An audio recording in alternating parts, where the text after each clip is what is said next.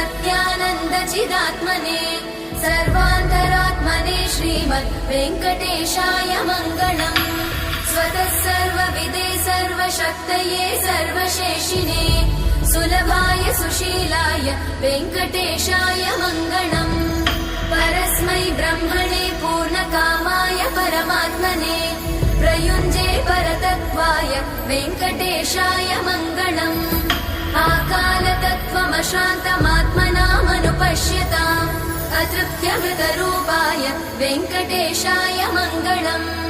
प्रायस्वचरणौ पुंसां शरण्यत्वेन पाणिना कृपया दिशते श्रीमद् वेङ्कटेशाय मङ्गलम्। दयामृततरङ्गिण्यास्तरङ्गैरिव शीतलैः अपाङ्गैः सिञ्चते विश्वं वेङ्कटेशाय मङ्गलम्।